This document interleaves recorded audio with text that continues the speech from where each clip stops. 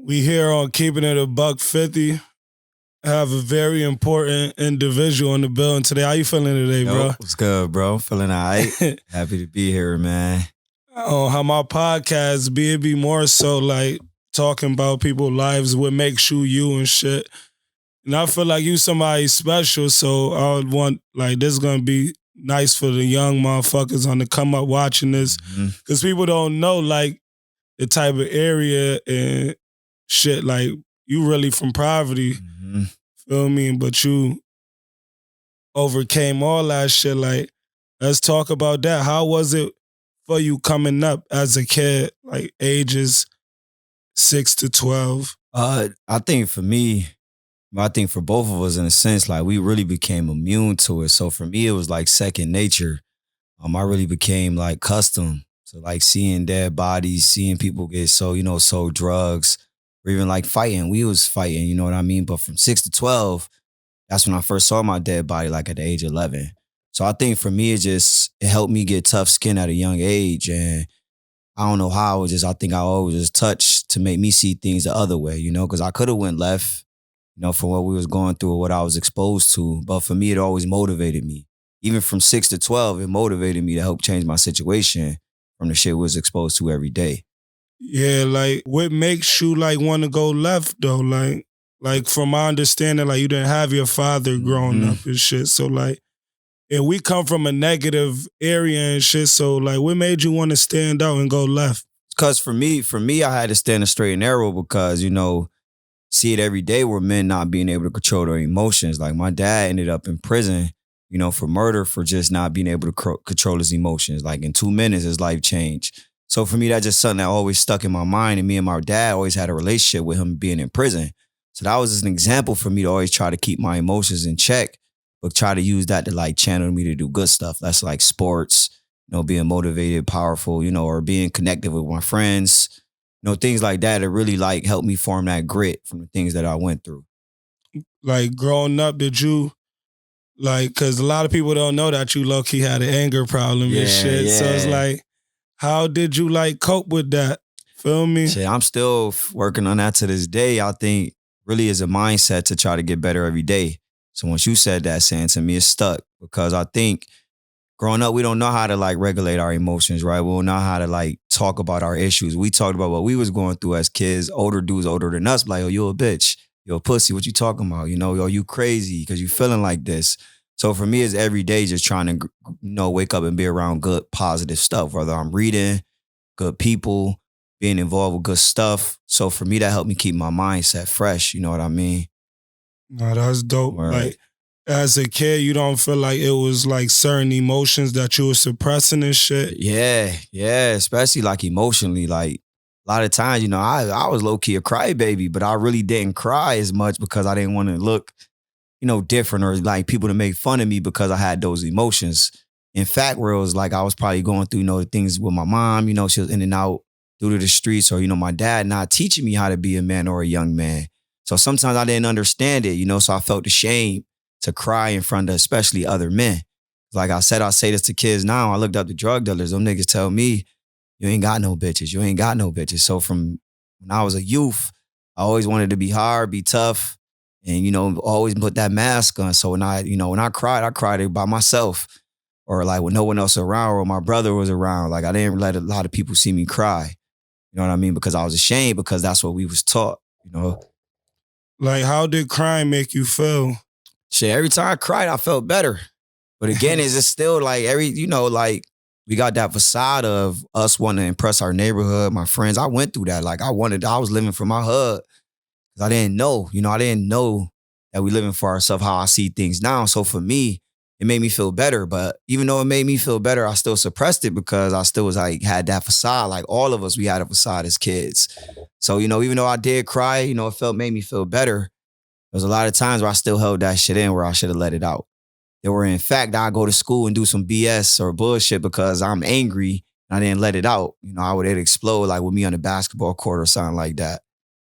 Nah, that's real shit. I remember one time when I was in Westfall, like, Mr. Lane, he had told me, like, you always mad, you need to cry. Yeah. And then one day I cried, and like you say, crying low-key make you feel better, but growing up in like the hood and shit, like you look soft and something like this nigga crybaby. Right. But like as you get older, nothing wrong with crying and shit. So like being a youngin', what made you not want to sell drugs or like pick up a gun and shit? I think mainly for me, there's a couple things. Like my family was close knit, so even though my grandma raised me, my mom still was in my life active. So it was my grandma, aunts. I was raised by ladies.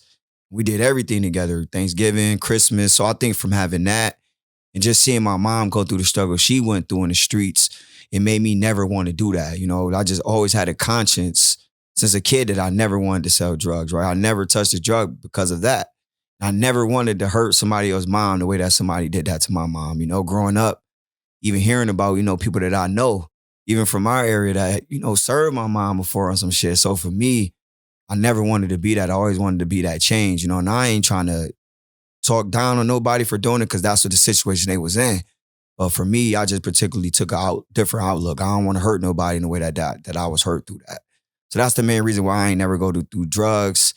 Me and my brother suffered in the sense of like not getting the clothes we wanted. We waited till my grandma give us money, or we worked because me and my brother didn't really want to put that hurt onto somebody else. No, that's real shit. Cause like most kids that's in your situation, they'd just be angry and go get inspired and like, fuck it, somebody doing it to my mom, I'm gonna do it to somebody else's mom. Like that's dope of you to have the conscience to not want to go that route and shit. Real shit, I salute you for that. Appreciate that, bro. And like with sports and shit, like who put you on to sports? Like shit, it's the same neighborhood and projects. I think that's why I'm grateful for Fight Village because I learned how to fight over there. I learned how to get in tune with sports. I learned how to even like defend myself and stand up for myself from us being so close knit. But sports became that safe haven for me. So us being around everything we was around, like I saw my first dead body, I think at the age of 10, 11. And from there, it's just been constant. So for me, the way that I got away from our everyday struggles is playing sports. Even like to the point where I'm playing with all suburban kids in AAU and I'm traveling, I'm not really around like our normal everyday thing. I'm seeing different stuff. So it exposed me. So sports really was my outlet to let me know like, I could get out of this. I can help change my situation. And for me, getting out don't mean moving. I was just, helping you change your mindset. And sports really helped me change my mindset to know that I could do whatever I want.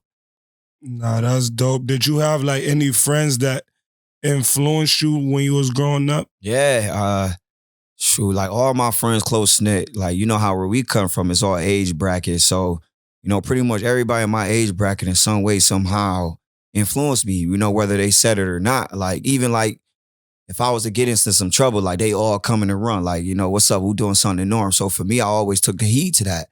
And that always made me wanted to do better because I see how my friends put their life forward, put themselves in the line for me. You know what I mean? But shout out Yellowstone, shout out Yayo, shout out Patch, shout out Snooze, shout out Inf, shout out my boy Dub, shout out Dickie. So a lot of people in my age bracket, and these people that I argue can't stand right now, but they really help stand by me. I don't really take things personal. I see perception. So for me, a lot of them kept me going, man. Like when I was in Buffalo, God rest the dead, Esda was the first person to come visit me, him and Mitch.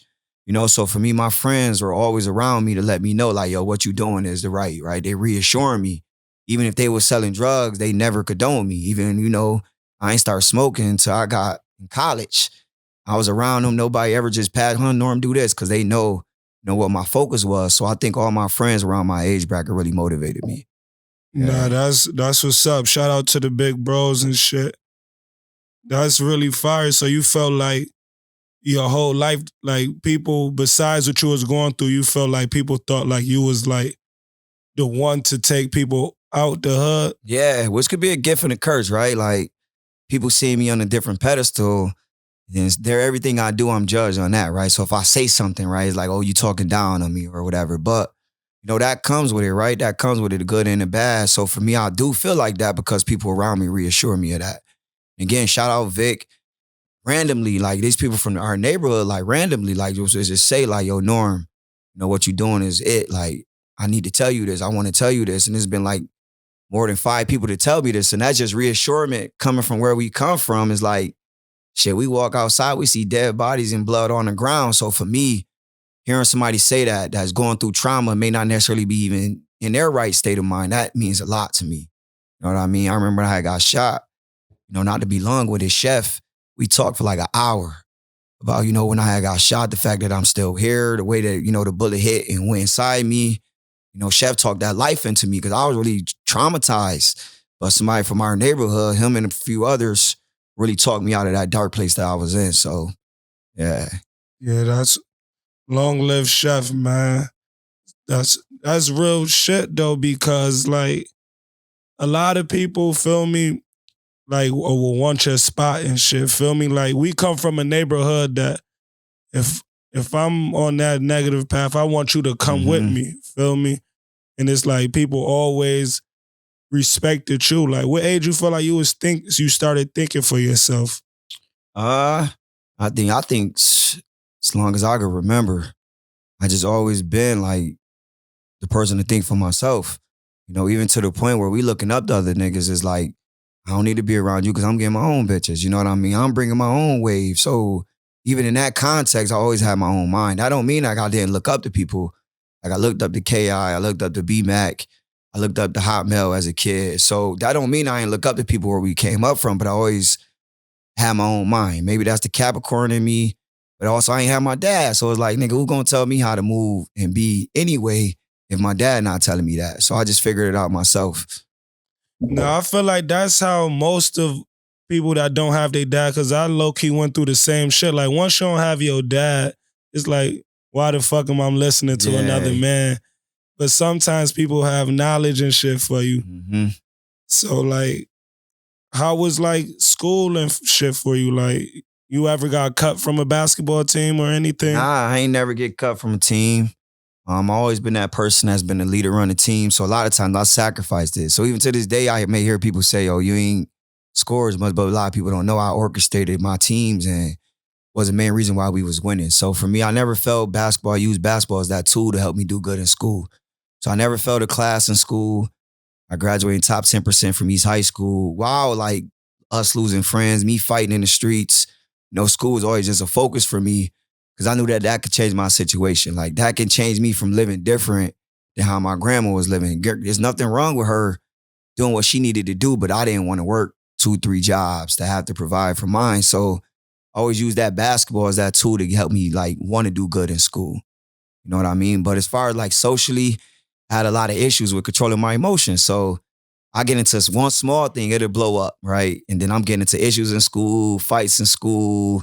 I'm starting things in school because I didn't really know how to regulate my emotions. Teachers didn't understand me. I remember this one particularly in the 7th grade. It was a teacher who told me like, yo, you're not going to be nothing more than the block that you came from. So that was one of the first things in school that really made me trigger like, oh, nah, I'm going to show this dude what's up. That's something that always stuck with me. But in school, it was ups and downs. And it took me a while to like get myself under control. They wanted to give me medicine at some point because I was going through trauma, right? Like losing friends, growing up on Meade Street, that was like a big time drug block. So going to school, sometimes I'm crying myself to sleep because my mom wasn't there at night. I didn't know where she was at. So when I used to go to school, I didn't really couldn't regulate my emotions to kind of say what I was going through. So it'll bleed out in school. But it came to a point in time where my will to want to do better for myself outweighed all that shit. So my behavior in school started to balance out. Even in high school, like I was in a teaching and learning institute. So I was separate from all of our neighborhood friends, S. Snooze, Nels, Beazle, Wes. I was separate from them. Not to say that they wasn't doing what they were supposed to do, but I was in my own group because I was in that teaching program at East. So for me, being connected to programs, shout out to Beta Street, shout out to Kenny Reed, just passed away, rest in peace. Steve Houston, Johnny Brown, Larry Sharp, because those are also men in my life that helped me kind of focus on education. Terry Johnson. But I always just know like I couldn't play sports. I had to do good in school. So that was a big reason why I had to like change my behaviors in school as well, because I wanted to play sports so bad. Like having both of the best, like, because like a lot of people know you from the projects, but like how was like the Meade Street, growing up on the street in Section 7, like how was that for you? Yeah, I think it was good because to this day, like I know people other than where we grew up from, like, and I got to see like different things from a wider lens. Maybe like doing similar things as far as the drug selling, but how people act. I think Mean Street showed what Fight Village showed at that time a sense of unity. It was brotherhood down there. So me and my brother, that just made me wanted to be more loyal to my peoples in Fight Village because what I saw on Mean Street, you know what I mean? I don't know what happened that made them had their downfall or whatever. But at that time where I was a kid, I just seen a lot of unity. I seen them getting a lot of money together. And that's us as little kids, you know, they giving us money to go to the store. So I just took that attitude and that energy and took it to Fight Village because I always wanted to be close with my brothers. I don't know if anybody ever noticed, I was big on Fight Village in high school, like starting issues because of Fight Village, because I'm from Fight Village, or whatever the case may be, but a lot was that because I just wanted to show that unity amongst my brothers. And being from Mead Street and Fight Village, that helped me and my brother kind of get more, I don't want to say respect, but be more comfortable with being in the hood, you know, understanding what it brings and being exposed to all that stuff, you know. Do you like remember your age when you was walking from like Mead Street to Dayton?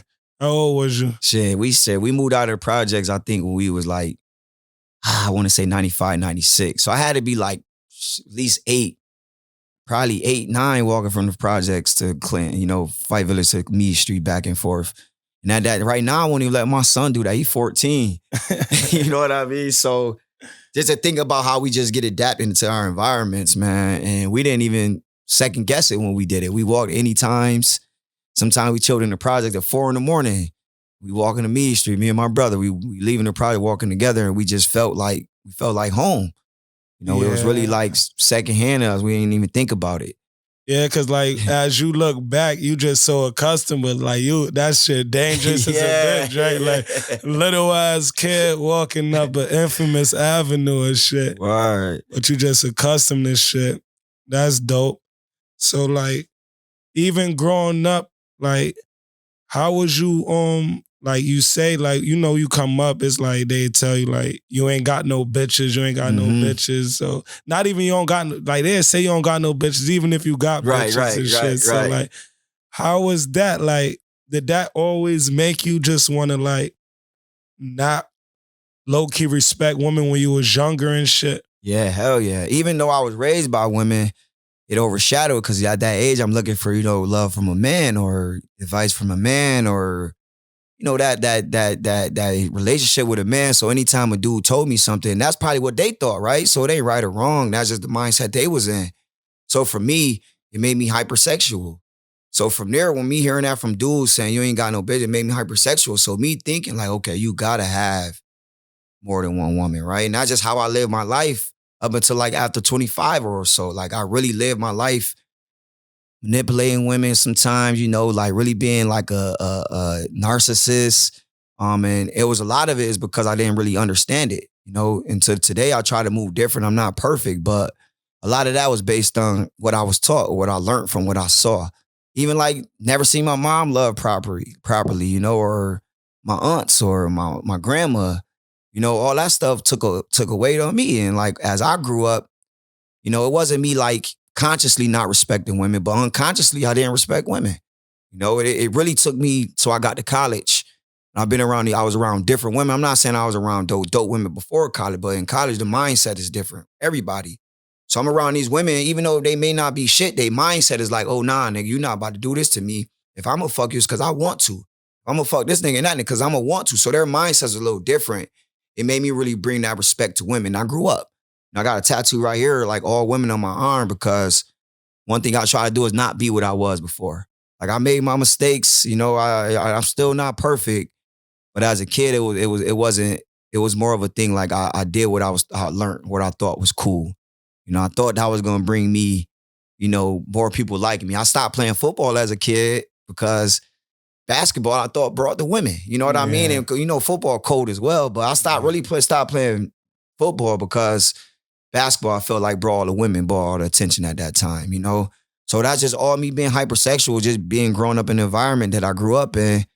You know, we get trained where you get to an adult, you got to really unlearn a lot of shit, man.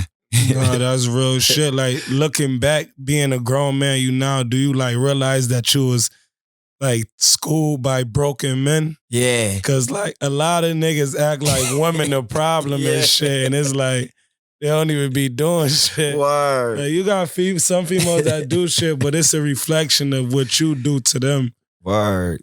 and shit. But like, how was East High for you and shit? Like, cause like, fuck East High. How was it always having clout? Cause you seem like you was always somebody from my perception. Yeah. I think that's a gift and curse, right? Like all that shit be like social media now, Clark. That shit make believe. But at that time, it wasn't no social media. So for me, I took heed to that. A lot of times, sometimes it went to my head. I was always a calm person, always laid back. But in some senses, though, it made me egotistical because of all the clout or the love that you get from other people or the fake love that you get from people. It sometimes make you egotistical and make you get distracted. So I feel like a big reason why I wasn't taking sports as serious, where as far as like I didn't get a scholarship that I wanted to go to a D1 school, it was because I got lost in the cloud. I let somebody trick me out of my spot.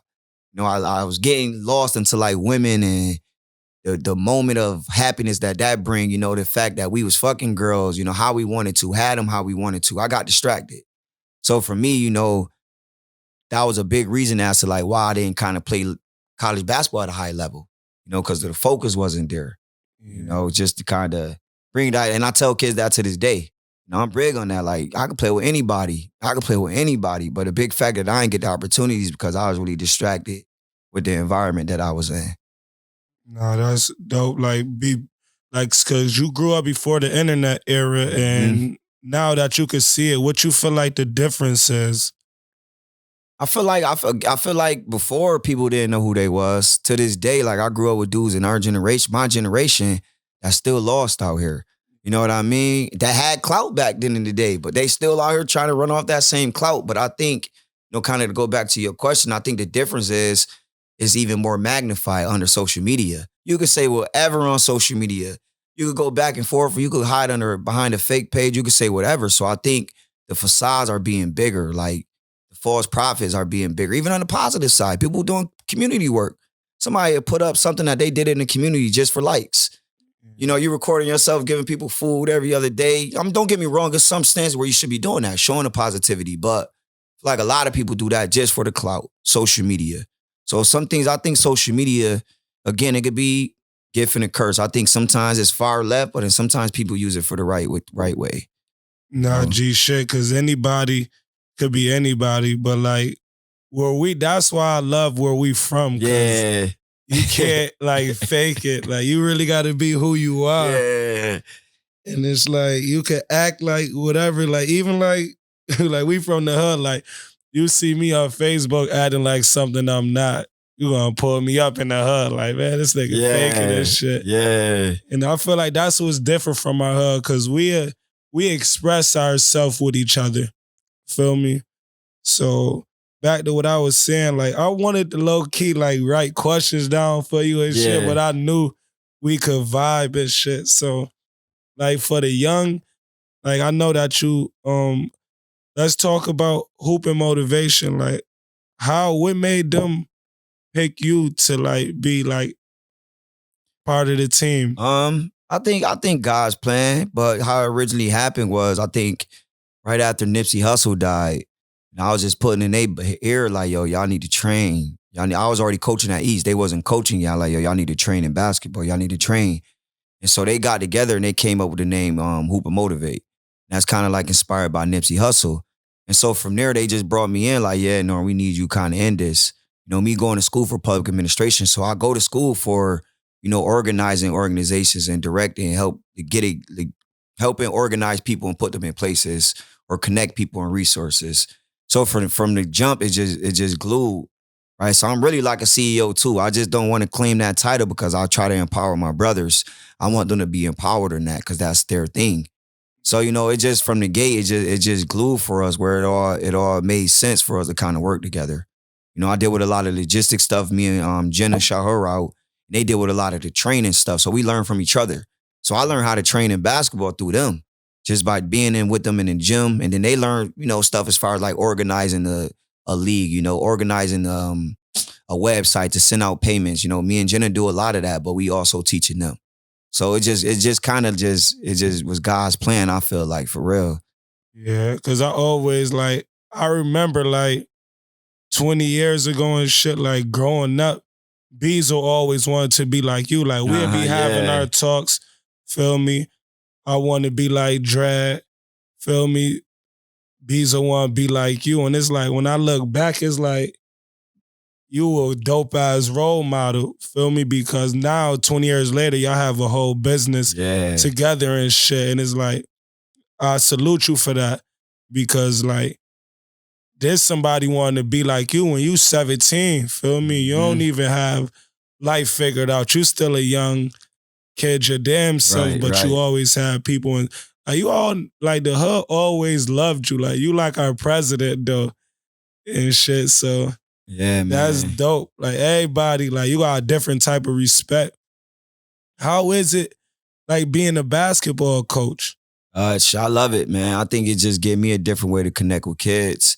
And not even just with kids, former players, former people who was watching basketball. It's all about community for me. So that's just another way for me to kind of use my gifts to bring people together, man. When I first started out, coach, it was frustrating, right? Because I was still stuck in player mode. Like, I wanted to win. It was really focused on that. But as I evolved as a coach, it's like my 8th year. It's more so about making the connections, right? Like, instilling stuff into these kids that they can take with them forever. Even if they don't like me, should they know what I stood for? They know what I tried to teach them. The same way just showing these teachers or showing people who may, doubt these kids that is more to them, right? But you got to kind of see beyond the surface. So I kind of use basketball, being a coach, just to kind of bring worlds together, man. And I love doing it, man. I love it. Like, I think I kind of just, like, I think I took sacrifices in my career to be a coach. I have a master's degree, right? And I'm not really doing work. I am doing work, but not necessarily as my primary career that I got my master's degree in, right? I'm working at East High School, but I'm okay with that because I want to be a coach. It really keeps me young. My son just started playing, so it keeps me like into the game and keep me like relevant to like what's going on. But yeah, I love coaching, man. Yeah. Nah, that's dope. How do you deal with the young, negative, surface level thinking players that you see like have potential, but Mm-hmm. you know that like they wave where they come from? And because as a teenager, you could know what's best for you, but you normally doing what your crowd do. Right. Feel me? It's Right. hard to. You got to be a man as a teenager to Right. separate from the crowd. So like, how do you deal with the young negative kids that I'm take the basketball? Still trying to figure it out, bro. Cause I be triggered sometimes. So I had one incident this summer. I could talk about it. I ain't gonna say no names. It was a kid I'm coaching. Mind you, been in our Hoop and Motivate program for the last 3-4 years. I coach his brother. It was a situation I'm coaching him in the game, right? We want him to go to a certain spot in the court. He don't want to go there. He's a senior. He big-headed at this point. He don't want to go there, whatever. So we take him out the game. So when we take him out the game, he's not being coachable. So what I did, I overextended my hand and tried to keep talking to him, thinking because we got that relationship, that I can have this conversation, he gonna hear me out. Mind you, we got freshmen on the bench, we got sophomores on the bench. So we don't want to set that tone like you could do whatever you want. So he been disrespectful, to the point where I told him to give me the jersey. He shot the jersey in the bleachers. Mind you, the gym is full. It's summer league.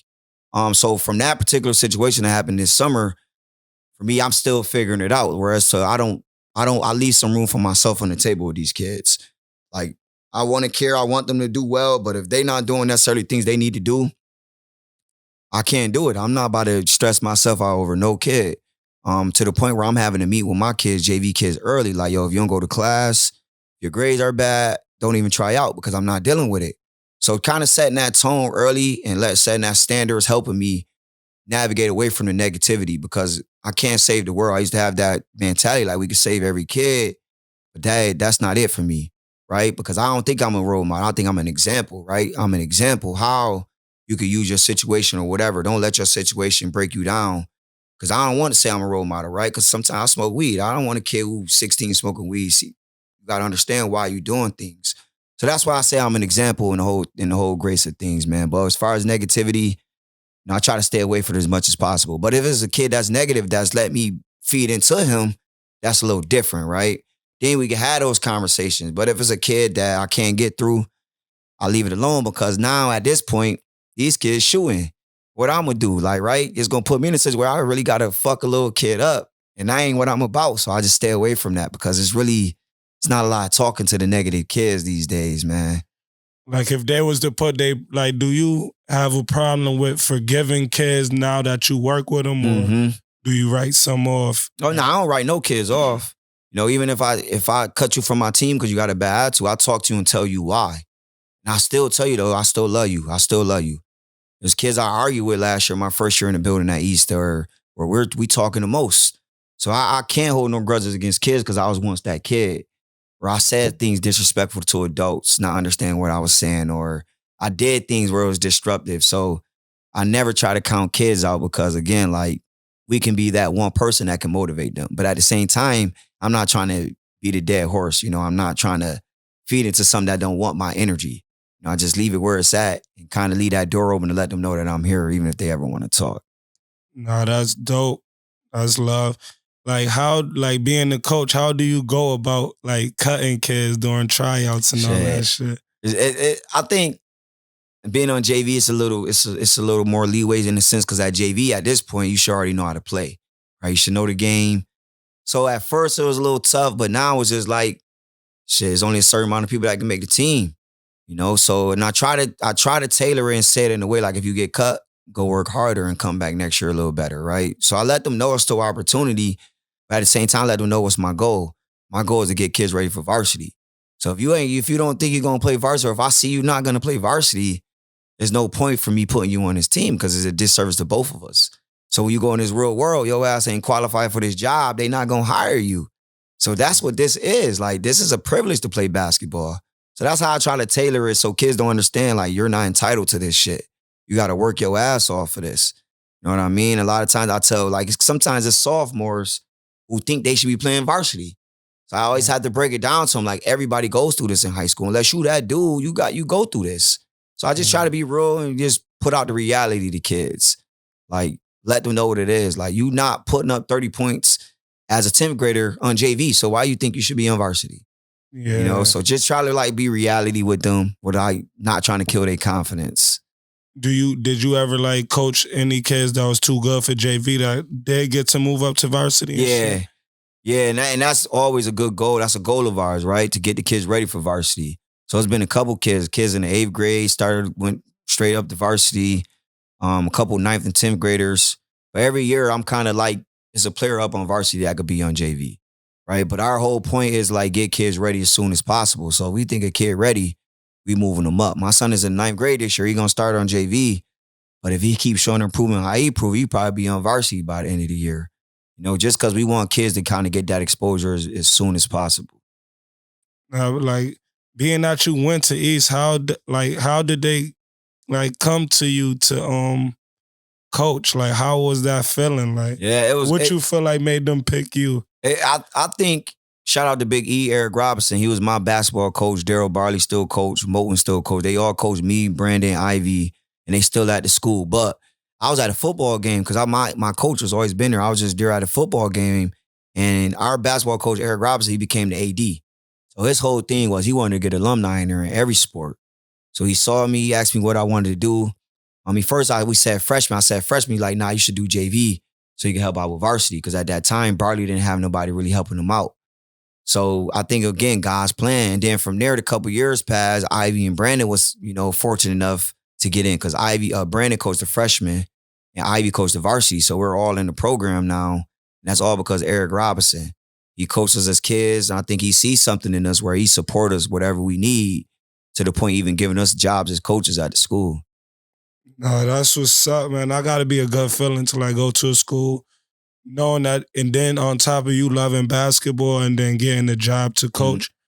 Like, what's some advice, like some real life advice, like that you could give to your your JV kids, like some advice about the game of basketball and all that? What I tell them is like, you sleep now, the next person working, right? If you go to another city, they working an hour before you. So I always try to like just give them advice to make them work harder, to make them understand like what's in front of them and what they can do with their potential. Like I tell my son, it's a slow grind. Love your slow grind. My son started playing basketball in the like 8th grade, 7th grade. A lot of kids he's seen was better than him, but now he's seeing himself get there with those kids that's always been good. So I tell kids, like, believe in your slow grind. But you gotta grind. You gotta have some type of grind for you to get better. I always try to put the optimistic thoughts in their head. Like you here right now, but imagine next year how you could be. Or I try to like compare them. Like, okay, you see what this person doing on varsity, right? You should work hard so when you playing against them, you can compete against them. So try to challenge them in a way, but also like help build their confidence up too. So I say a lot of different sayings around that. Like every day you wake up is a new life, right? It's a new life to wake up to get better in the game of basketball, right? We got sayings in Hooper Motivate, what's the greatest investment in life that you can make? And they respond, yourself. Because in life, the biggest investment in life you can make is yourself. And we're talking about basketball. That's waking up early to train, waking up early to lift weights, running, being in shape. You know what I mean? Getting your body in shape, mentally being there in basketball. There's a lot to basketball that people don't know that you really got to grind for. Yeah. So just trying to motivate them to just understand like this shit is 24/7 if you want to kind of get to a high level in this. So like with the quotes, they homemade quotes or like they quotes that you got from other people? Now I be getting them from other people, a lot of other coaches, but a lot of stuff I just be talking off my tongue and it's just be coming out fluently. You know what I mean? Like a lot of advice that I give. One of my favorite ones is I think this a quote, but shit, I think I made it up. Like, how can we say the sky the limit when there's footprints on the moon, right? We don't know if nobody even made it to the moon, but the figure of speech in it, right? Always reach like your limits. There's no limit to what you can do. So I always try to give them saying that has some meaning and substance where you can have a conversation after about it. You know what I mean? That's dope. Like, what's some advice that you could have to the basketball players, freshman, varsity, junior, varsity, to the ones that's running the streets, fucking hoes, smoking weed, drinking, but that's still nice? What's something that you could tell them? I just say 10 years from now, man, whatever you doing, you're going to kind of look back and rethink on everything. You're going to wish you did things different. So if it's something that you love, something that's in your heart, something that you good at, my best advice is to tap into that, right? Like even if you're doing it as a hobby, like for you to have a safe haven or self-care, really tap into the things you love because it's going to get to a point we can't do the things that we love no more. We got babies that our kids are babies at one point, but they eventually grow up to be grown-ups. So we can't love them the way that we did when they're grown-ups. So things that we love, especially if it's basketball or a sport, you should tap into it to get you and use it as a vehicle to get you through life or get you through struggle or even to let you know that you can kind of get better and get through a hard time because that's what sports is. You down 10 points and you come back and win a game, that's showing resilience. That shit roll over to real life. So anything that it could be even music, anything that you good at, just tap into that because that could be a reason to get you out of that dark place that you in. For me, basketball was that. Like for me, basketball was that. We could count on two hands how many friends we lost. My biggest thing was sports. Being in tune to sports, like watching sports, talking about sports, playing sports. That kept me from picking up a gun for real. Like I picked up a basketball. So I think, staying tapped into the things we love and can really be a vehicle to help us kind of navigate and get through life. No, that's real shit. Like, cause kids, they believe what they see, feel me? So they hear you talking and shit, but like, is this some place they could look up and watch like some of your highlights and shit? Yeah. To see that you was really doing this shit? Yeah. I mean, you could Google my name. You can hit me up. I can send you some stuff. I still play, so you can even come watch me play now. And I think I'm better than I was before because I'm been tapped into the training. So it's a lot of ways to still see me play and word of mouth. Anybody that played with me or played in my era, especially any guards that played with me, know I was the best guard that I played in my era from '05 to '08 in Rochester. That's my opinion. That's my strong opinion. So you can ask people. You know what I mean? I'm not the type to big myself up, but I know I won as well. So you can look up, I won championships on every level, college, high school. Less than 3% of people play basketball at college level. That's D1, D2, or D3. So for me, the proof is in the pudding. I ain't going to go back and forth. We could get on the court, you could do word of mouth, or you could just look up some stuff too. When you look back on your high school career, what you feel like some things that threw you off from not going to the league or G League or whatever? I think the way that we was trained is coming from Fight Village. So we was on some shit like somebody walked through Fight Village, we beating their ass, right? So for me, just that hood mentality, Because I wasn't in the streets, but I had that hood mentality. I was very hood. So I think that, excuse me, and also just being so infatuated with women. Like really not knowing how to control women. Like I was just, especially in high school, that really was a reason why I wasn't working out or I wasn't doing this, that, and the third, or I wasn't going to watch more basketball because I was with women. Basketball did take me out of the streets, but I didn't take me away from the women. So I think that distraction really knocked me off from not really excelling in the way that I could have. But I think things happen as they should have, though. I think basketball helped me kind of get to where I'm at right now, where I'm making money 3 different ways off of basketball. So, I think things happen as they should have. That's shit. That's the ultimate goal. Yeah. And you love basketball. So for all the young niggas, like, do you feel like when you taking shit serious, like you should have one girl, like if you feel like you had one girlfriend that you was committed to in high school and then like basketball, you feel like things would have went different for you? Nah, because I think even having one girl, we get lost in that. Where you so infatuated with her. I think it's just more so the mindset. Controlling controlling your temptations, controlling your impulses. Right? We'll see a girl, when we ain't even drinking the club, we drunk water. We'll see a girl at Oceans and you on her now. So your whole night changed from you probably going to play basketball at number 6 school, you going trying to get the girl. So I think it's just about, the way that we regulated our emotions, didn't really know how to control our temptations at that time.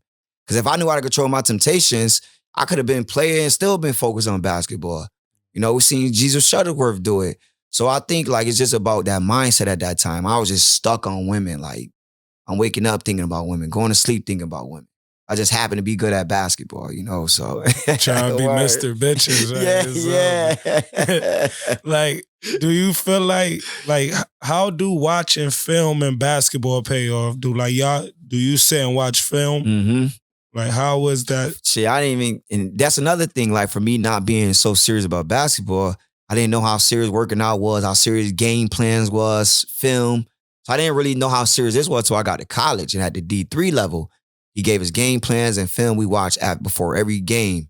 So from there, it helps you prepare for your opponent. It helps you prepare for the tendencies. It helps you know what they're good at. And then you could be prepared versus not knowing, right? If you watch that game plan, you watch film, you see tendencies. You see if that player is in triple threat, he's about to jab and shoot. From you just watching film, you see tendencies from players. It really helps you prepare and log the game in a way where it's like consciously, you gonna already know kind of what they're doing because you're watching the film. Yeah. You know what I mean? Like that film shit is real, bro. Like anybody that plays sports, basketball, football, any sport, watching film of your opponents, that can make you so much more prepared, like to the point where you can play bad as hell, but the fact that you watch that film and help you propel to kind of do good. No, that's real shit. I had seen that you said something like about a kid saying that if he going D3 that he don't want to hoop. Like where you feel like that mentality come from? Like why you think people downplay D3? I think again it's social media, right? That's a big thing because social media is the channel for just a lot of conversation, right? Then a lot of times we only see things based on how social media funnel it. So I think from social media and also these people been in these kids' ears that's not necessarily underground, right? People watch college basketball as a fan. They want to see these kids, you don't go D1. It's a bust, but they don't even know what it really is. Less than 5% play D1, D2, or D3 4 years. So it's not really happening.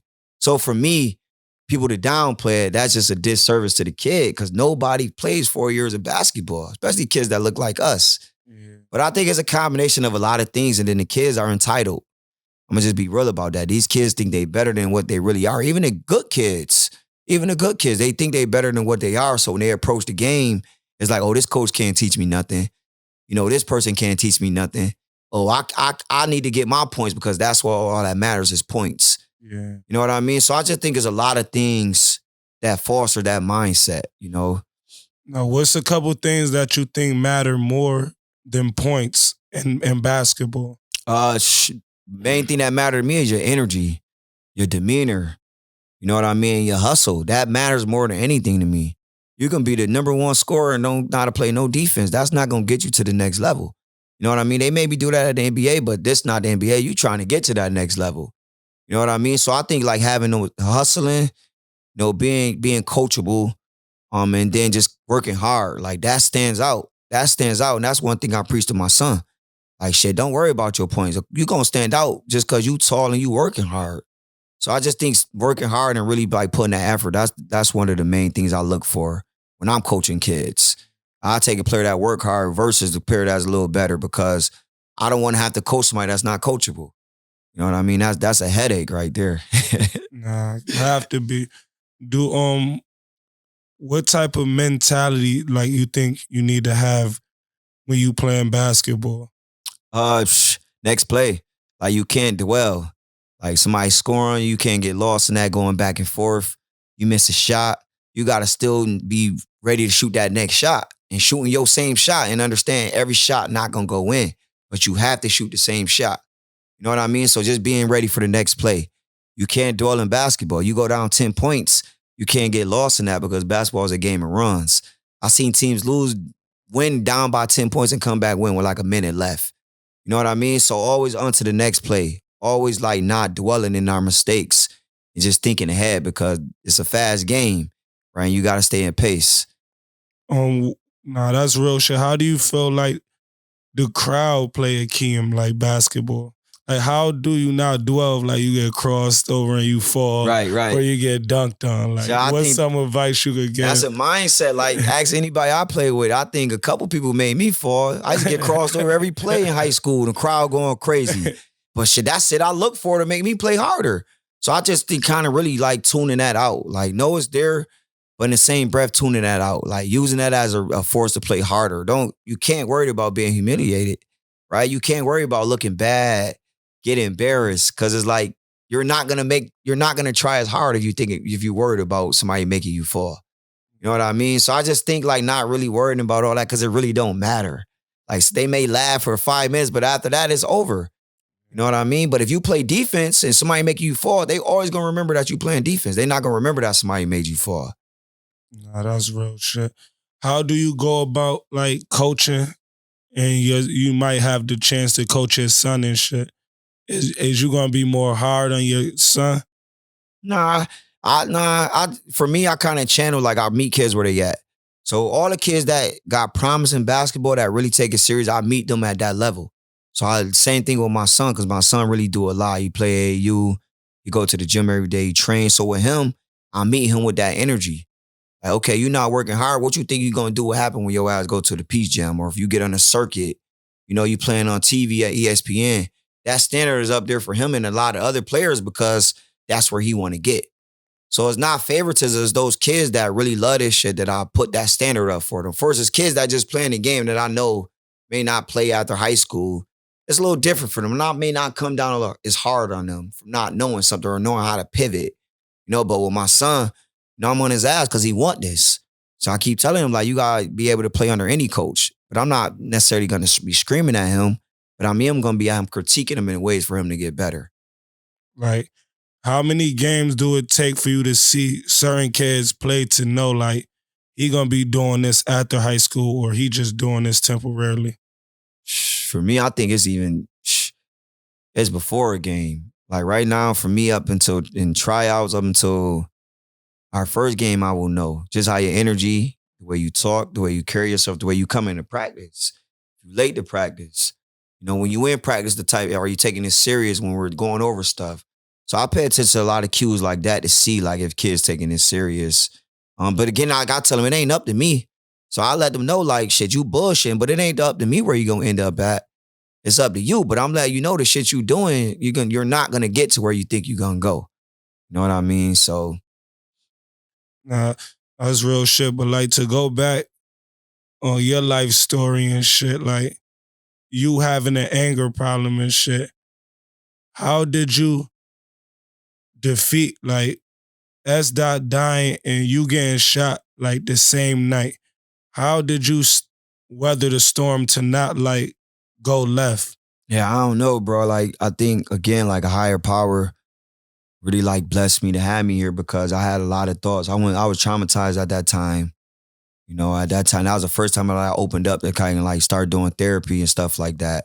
So I think for me, there was a support around me. So the fact that, the line in the hospital was out the door, that community love I got, or kids I work with in Rochester, Buffalo, New York City throughout my time in college, had a stack of letters like this from all of them.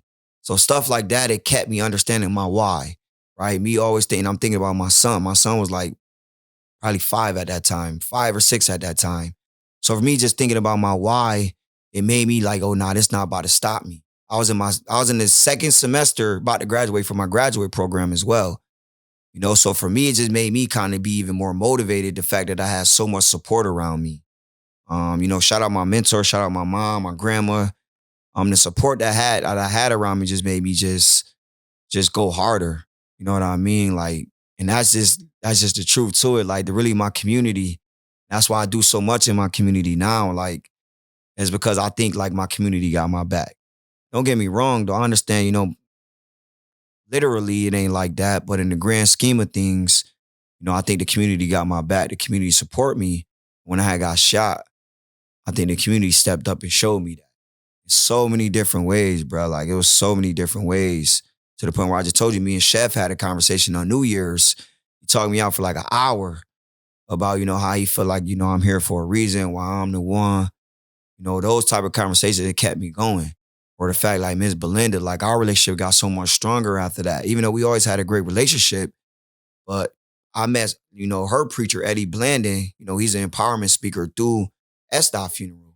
So it's just the support. He work at East with me now. So just the support around, it really kept me going. Like, I had idle thoughts. I had negative thoughts. And I told the person who shot me, I told you, you gotta pay me. I called him. I told him that when I first got shot. I had people pulling up from our neighborhood asking me, what they wanted, what they wanted them to do. So for me, I just think I'm touched by a higher power to keep me on the right path, to not ever make me want to sacrifice myself to put myself in some bullshit. My dad spent 33 years in jail. So for me, I never wanted to go to jail because of that. And I got a son now. So along with the support, me understanding my why, and me just understanding like that's not the end of me. That's not gonna be like determine who I am in life. That just kept me going, man. That's dope. We both have, like, even with America, everybody know all the same words and shit, but everybody have different definitions. Like, what's your definition of being traumatized and shit? And like, what's your definition of being traumatized? To me, trauma being traumatized to me is like going through something where it has a major impact on your life, right? Where it affects your daily routines. You can't get through, routines at work, right? Or you can't cope, right? You can't cope, right? We all wake up with mental health. We all wake up feeling some type of way. But when we traumatize, it throws us off, right? We can't get through a whole day without us maybe breaking down or crying because we're traumatized.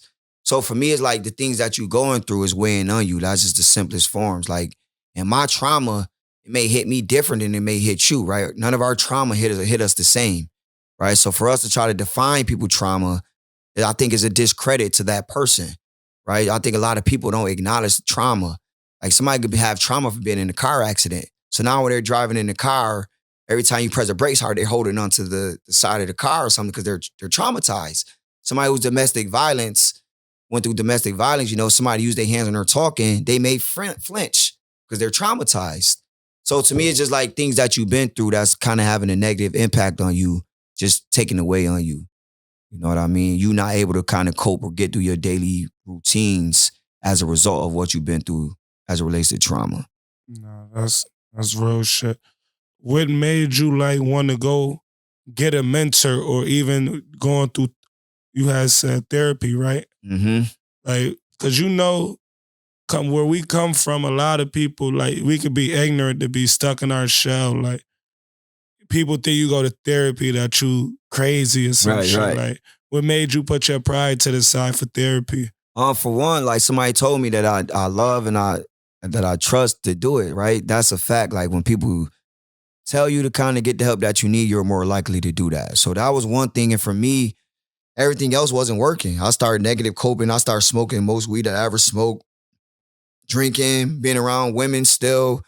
Like anything else that I was trying to do wasn't working. Like it Still feeling empty and shit. wasn't making me feel better, right? You know, the fact that we just had lost S dot, that shit, it wasn't helping. Like I had the Vicodin pills they gave me. None of that shit wasn't helping. So for me, I had to take different measures.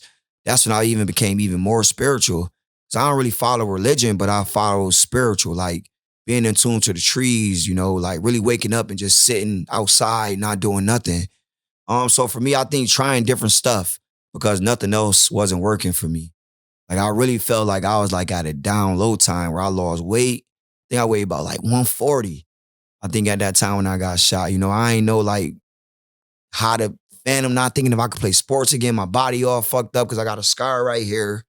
My lungs collapsed, and then the bullet, like, it's still in me, and it went through my back. So having back issues, not knowing, like, again, if I was gonna walk regular ever again, I was paralyzed through the night. So yeah, that shit had me messed up, man. Hey, word, man. But again, like I always like not to get long-winded, like my why always keep me going. Like the fact that I still was here, the fact that I woke up, I always optimistic, like I could get better. So that was another reason why I was open to therapy, because it was something that I never tried before. How was it? Like 1 through 10, what would you? I highly recommended it, especially like for black men. If we never did that before, just to try it and see how it is. Like, and then if you don't like it, then you know you don't like it from going through it.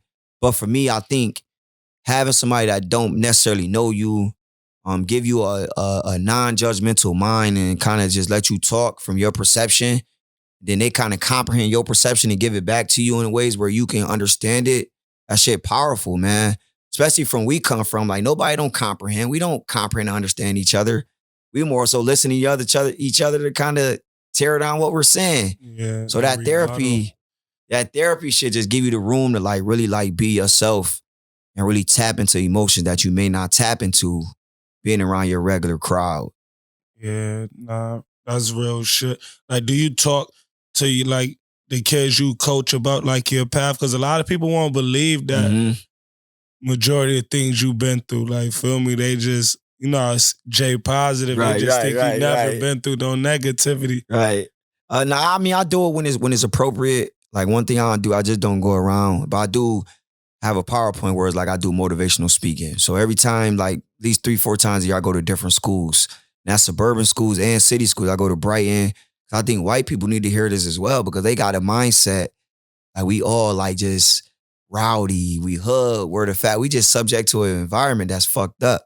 So me talking to these white crowds, it gives them a different perspective. You know, my mentor is a white lady, lives in Fairport.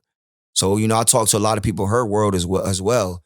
But I talk to kids when it's appropriate because I feel like what I've been through, it'd be selfish for me to keep it to myself, right? Somebody can hear what I went through for me just placing myself in the wrong environment, right? Somebody can hear that and like, okay, I come home from college, I'm not gonna go out to no club. That's how I got shot. I went to the club after I came home from school. So if people can hear stuff like that and just make better decisions, I'm not saying like I could change someone's life from my story, but I do think it's like a lot of things people can take from it because it relates to a lot of different people and what we all go through. No, that's real shit. Like, how does being a parent feel for you? Oh, I love it, man. Like I ain't really tap into like really like full mode parents. I had my 2 daughters more so recently. My son, I was going like back and forth from Buffalo the first 6 years of his life. So I wasn't really in full daddy mode, but now I'm in real daddy mode, full daddy mode. And I think it helps me keep me grounded. It helps me get to where I think I'm supposed to be in life. It keeps me focused. And I love it, bro. That's my main priority is my kids. You see, it took me so long to get here. Like I was putting my daughter to sleep before I came here. So yeah, my kids is my main priority. For the simple fact, just my son. Again, I sacrificed, you know, being away 6 years of his life in college, but then it paid off. So now, like, I really am indebted mainly to my son first. All my kids, of course, but I'm indebted to my son. So that's why I still stayed in Rochester. Because if I didn't have kids, I wouldn't be in Rochester. You know what I mean? So main reason why I'm here is because my son. You know what I mean? So I'm indebted to my kids. Like, that's my main priority, man. Like, you had a video on the internet, like, how did you feel that the cop stereotyped your son because he had dreads and shit? Yeah. And then I think a lot of times cops just don't understand us, right? They scared. So they go in our neighborhoods and they think locks are associated with negativity. You know what I mean? So it was an incident, they pulled me over for no reason at that, where they see my son had dreads and they just thought there was somebody that they was looking for. So they put us over off on account of that. But I had to explain to my son, like, your rights and what you can do and what you shouldn't do around cops because you will be perceived as that. You taller, you got locks that's long. So I just had to prepare him to kind of like the perceptions that's in this fucked up society. It's messed up, but it is what it is though, right? Nah, real shit. You think like being involved in your son life like steered him away from trying to be in the streets? Yeah, for sure. For sure in his mind too though. That's why I think co-parent works. Me and her been co-parenting for like he's 14, but we've been co-parenting with no issue for the last 11 years. You know what I mean? So I think that works in the sense of we both do our job with him, right? She's nurturing to him. She's loving to him. I am too, but she's more as a mother. Whereas like she needs to lean on me for disciplining him. He talking crazy or saying something crazy out the mouth, not interacting with a girl in the right way where he's hitting them. You know how young boys hit girls, where I could do my job. So I think from us co-parenting, that's why I got to shout out La Cherie because I think that helps me be able to be a father and him kind of respect me and who I am. Because again, I was gone those first 6 years. I wasn't up those late nights. And with a kid that weighs on them differently, but the fact that his mom always let him know like where I was at, his grandma always let them know where I was at. I was in school. My mentor is his godmom. She brought him to all my basketball games. So he seen me in college. He seen me graduate from college. We got pictures of that. So I think now that kind of motivated my son to want to do great. He want to be an engineer now. Like he want to play basketball. He want to do good stuff in class. He got all A's and B's. So I think a lot of the example I try to set, just being who I am, rubbed off on him by him just watching. Wow, that's dope. How do some ways that you go about disciplining your son without trying to give him a knuckle sandwich? Yeah, because I don't hit my son. Like I don't hit my son. And I don't know why I don't hit him. I just don't have to hit him. So I talk to him. I let him know what it is. Like I blatantly tell him what it is. Like when he first started playing basketball, he had a terrible attitude where it's like he get into fights in the court. So I would sit him down and say, yo, nobody's going to want to coach you, dude. Nobody's going to want to coach you. Like what you think going to happen if you do this with such and such and not? Like I paint real examples for him. So I always try to have those conversations with my son where now he's 14, where it's like it's just straight conversation. I don't have to put my hands on him. I don't really have to raise my voice. It's just conversation with him back and forth. And I never like the same thing I do with dudes that was under me in our hood. I don't want him to feel like, yo, you a little nigga, right? So I always try to give him that respect to where you could say how you feel to me, son, and it's respected. You know what I mean? So we got that dialogue where we could go back and forth and just talk. Do you feel like he advanced for like his age, like with the conversation? Because a lot of people with parenting, like I don't have kids, but parents on some what I say goes, they normally not trying to hear their kid out. So with you being able to hear him out, how do you think like that makes him feel?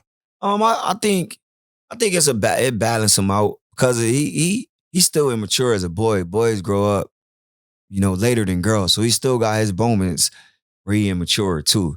So I think, and I love that too because he's still a kid. He's still growing up to be. He's still a kid. He's still innocent. But I don't know. I just think he a playful kid. Like he not too serious. He not too playful. But he's still immature in some senses that when it comes to girls and stuff like that. But like right now, it's his first year at East. All the teachers, like when they found out that's my son, that's her son. Oh, he's so nice. I love him. Didn't hear no bad report as far as like how he's to teachers or adults. And that comes from like how me and his mom raised him and his grandma's. Like he's a very respectful kid. Like I heard him cursing in the game before, but as far as like talking to adults, he don't disrespect adults. And I think that goes for us parents and him. No, that's fire. Like if you could drop 5 jewels on your son, like what would you say? Like 5 jewels. Like for him, like he's 14, like 5 jewels that you feel like he'll really understand all the way more when he's 24. There's one saying I say to him right now is like, you should know more. You should know more today than you know more. You should know more today than you did yesterday. You should know more tomorrow than you do today. Then I end it off with every day is an experience to learn and grow. So really just taking every day to learn and grow and do the best that you can. Because sometimes like when I was a kid or we were kids, we took days off. Like we could have been just doing something, getting great at something. It could be anything, selling drugs, playing sports, whatever it is, right? We took days off. Where I tell him like, oh, you can't take days off no matter what you're doing. Like, you should know more today than you did yesterday and more tomorrow than you do today. And I think for me, that stuck with me from a college professor from like 10 years ago. So I think that's going to stick with him as he get older. You know what I mean? Like, what's the difference between 14-year-old Norm and your son? Shit, I think my son is more in tune to his emotions. He more in tune to his emotions. I think the fact that he's around a village that's more positive, it shaped him in a way where he's not in tune to negative stuff, right? Like he listens to rap music, but he's not in tune to watching fights on YouTube. He don't fight. He's not in tune to looking up what a gun is. What type of gun is this?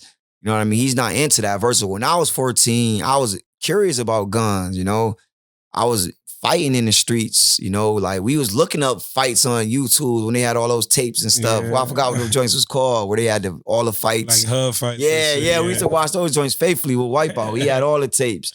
So I think like just on the surface, he's a lot more gentle and a lot more like a kid, right? Because he's not exposed to what we was exposed to. So he's able to be that kid and really grow up innocent.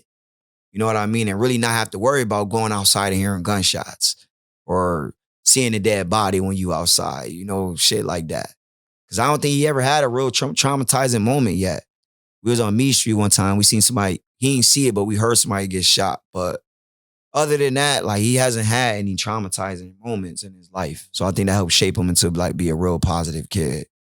Nah, that's what's up. Bless him, man. Shout out to Lil Norm. Like, how does it feel that the universe blessed you with 2 daughters and shit? Yeah, right.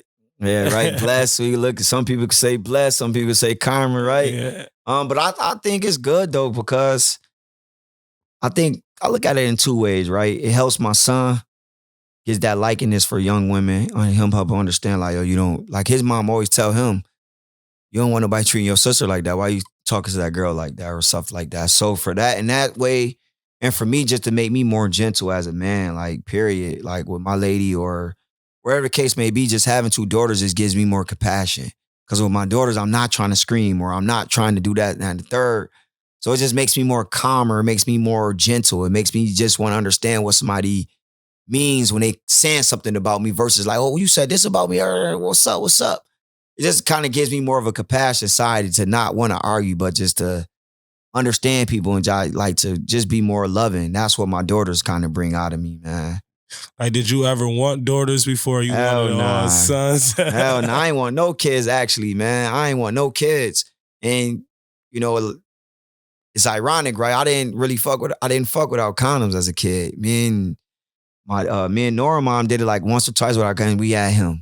But even throughout the time, I didn't have another kid for like 12 years because I really did not use condoms.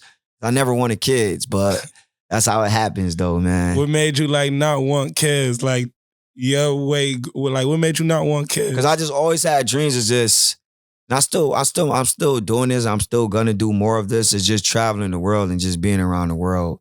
I just felt like I was just too selfish to want kids or have kids. Like I had to sacrifice a lot when I had kids. Like I gave up a lot because I had kids. But I never wanted kids because I just never seen myself staying in Rochester. You know what I mean? Or being tied to a woman in Rochester. Because, I never necessarily thought, I would be settled down because I never saw that either as a kid. So, yeah. What's some places that you want to like visit? Like what would be a dream visit? I just got my passport. I've been on to all the states here mostly that I want to hit. But I definitely want to hit Africa. My 2 main places are Africa and Europe. Mainly particularly to that because I want to look at the history as it relates to our people. Everywhere I travel to as it relates to the States, Puerto Rico, I go to the urban areas to see the history of the area. So I went to Puerto Rico, I see people black as me. I feel like once we see, go places and learn about other cultures, we find out more about ourselves. So Africa and Europe is 2 places. I don't know where at in Europe yet, but I know in Africa I want to go. I don't know where at. But I do want to go to those 2 places in particular though. You got like any certain countries in Africa you want to go to? Nah, that's what I don't know yet. Yeah, I don't know yet, man. I know I want to go to South Africa. See what that's like, even though they said that people are not fond of Americans that's black. I want to go to Egypt too, even though it's a little probably watered down, but I do definitely want to see Egypt and see what that's like as well. That's dope. Like at your age now, if you was to be able to talk to the 15-year-old Norm, what's something that you would have told him now? Just never don't second guess yourself, right? Like don't allow other people to kind of help you change, like make you change your perceptions of yourself. A lot of times I second guess myself because of what was around us or, what somebody in the hood joked and said. Everybody joke, but niggas be really meaning that shit. And sometimes you second guess yourself. So just not to second guess yourself and just put the foot on the gas. Because again, a lot of times I took my foot off the gas because the confidence maybe wasn't there, right? Or, I didn't have the way somebody to show me how to do something. So just keeping my foot on the gas and don't second guess yourself. Man, I appreciate you, big bro, for pulling up on the podcast. We wrapping it up and shit. I couldn't wait though. But also too, man, anybody got somebody locked up, you can apply for funds. I'm a part of a nonprofit called the Commissary Fund. You can Google it, the Commissary Fund, and you can just apply for funds. You can Facebook me, Norman Simmons, let me know you applied. And I'll do my best to push it up and just let me know you saw me on the podcast. So that's the commissaryfund.org. You can look it up on Google and it'll pop up.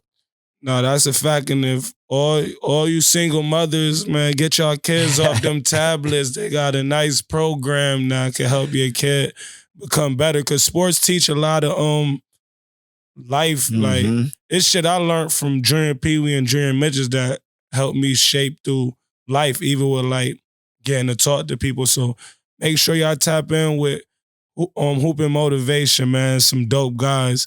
But there's personally something that I wanted to apologize to you about on camera. Like a minute ago, I had inboxed somebody you was dealing with and shit, and that was whack.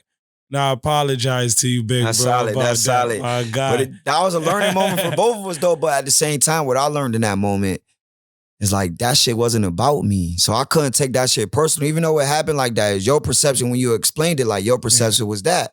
So it wasn't necessarily you was doing something to me. It's just like how you seen things. So yeah, once we had that conversation, we were squared away from there. But I appreciate that though, bro. I really respect you though. Yeah, man, I love you, man. Love you too, bro. Word. Tap in with us. Yeah, appreciate you, bro.